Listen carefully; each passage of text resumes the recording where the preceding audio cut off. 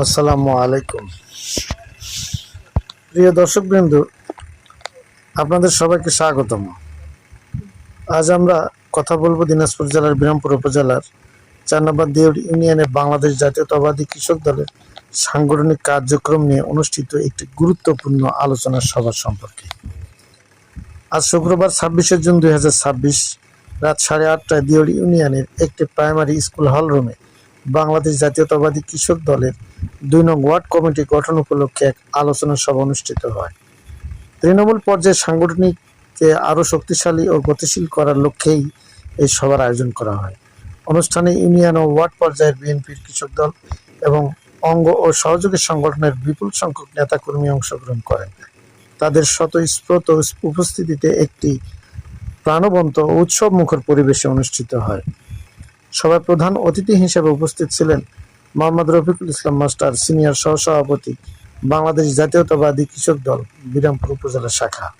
এছাড়া উপস্থিত ছিলেন মোহাম্মদ হাতিমুজ্জামান, সাধারণ সম্পাদক, বিএনপি ২ নং ওয়ার্ড শাখা, মোহাম্মদ রেজওয়ান আলী, সভাপতি, বাংলাদেশ জাতীয়তাবাদী কৃষক দল ৪ নম্বর দেউড় ইউনিয়ন শাখা, মোহাম্মদ সাখাওয়াত হোসেন, সাধারণ সম্পাদক, বাংলাদেশ জাতীয়তাবাদী দল ৪ নং দেউড় ইউনিয়ন শাখা সহ ইউনিয়ন ও ওয়ার্ড পর্যায়ের বিএনপি, কৃষক দল এবং অঙ্গ ও সহযোগী সংগঠনের নেতৃবৃন্দ, কর্মী সমর্থক ও স্থানীয় গণ্যমান্য ব্যক্তিবর্গ। বক্তারা তাদের বক্তব্যে বলেন, একটি রাজনৈতিক সংগঠনের মূল শক্তি হচ্ছে তার তৃণমূল পর্যায়ের সংগঠন। তাই প্রতিটি ওয়ার্ডে শক্তিশালী, সক্রিয় ও গ্রহণযোগ্য কমিটি গঠন সময়ের দাবি। তারা বলেন, একটি সুসংগঠিত ও ঐক্যবদ্ধ ওয়ার্ড কমিটি শুধু দলীয় কার্যক্রম পরিচালনাই নয়, বরং সাধারণ মানুষের পাশে দাঁড়ানো, কৃষকদের অধিকার রক্ষায় এবং ভবিষ্যতে রাজনৈতিক কর্মসূচি সফল করার ক্ষেত্রে গুরুত্বপূর্ণ ভূমিকা পালন করবে। আলোচনা সভায় নেতৃবৃন্দ আরও বলেন, সংগঠনের প্রতিটি নেতাকর্মীকে শৃঙ্খলা, আন্তরিকতা ও পারস্পরিক সৌহার্দ্য বজায় রেখে কাজ করতে হবে।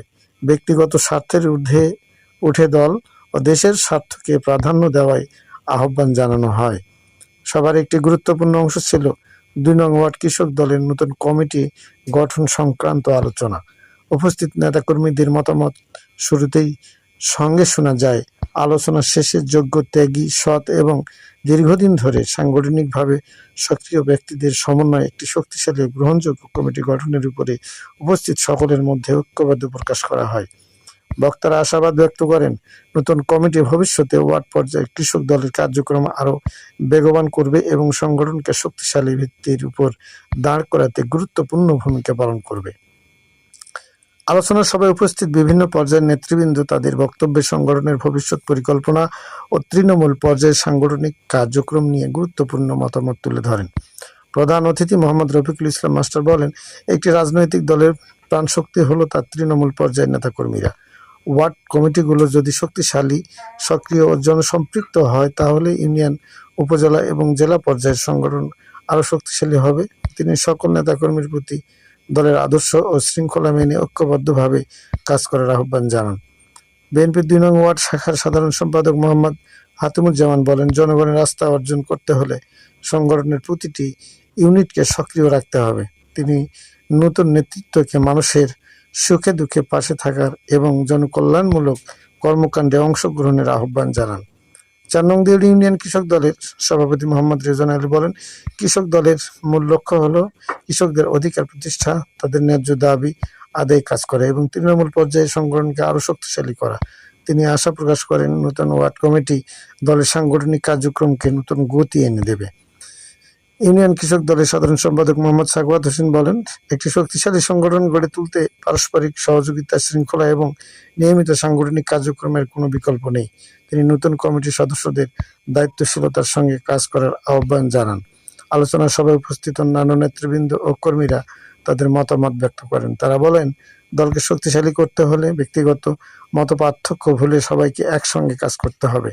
যোগ্য, ত্যাগী এবং দীর্ঘদিন ধরে সংগঠনের সঙ্গে সম্পৃক্ত নেতাকর্মীদের মূল্যায়নের মাধ্যমে একটি কার্যকর গ্রহণযোগ্য কমিটি গঠনের উপর তারা গুরুত্ব আরোপ করেন। সবশেষে উপস্থিত সকলে আশা প্রকাশ করেন, নতুন কমিটির মাধ্যমে ২ নং ওয়ার্ডের বাংলাদেশ জাতীয়তাবাদী কৃষক দলের সাংগঠনিক কার্যক্রম আরও বিস্তৃত হবে এবং সাধারণ মানুষের সঙ্গে দলের সম্পর্ক আরও সুদৃঢ় হবে। দেশ, জাতি ও দলের কল্যাণ কামনা করে দোয়া মোনাজাতের মধ্য দিয়ে আলোচনা সভার সমাপ্তি ঘোষণা করা হয়।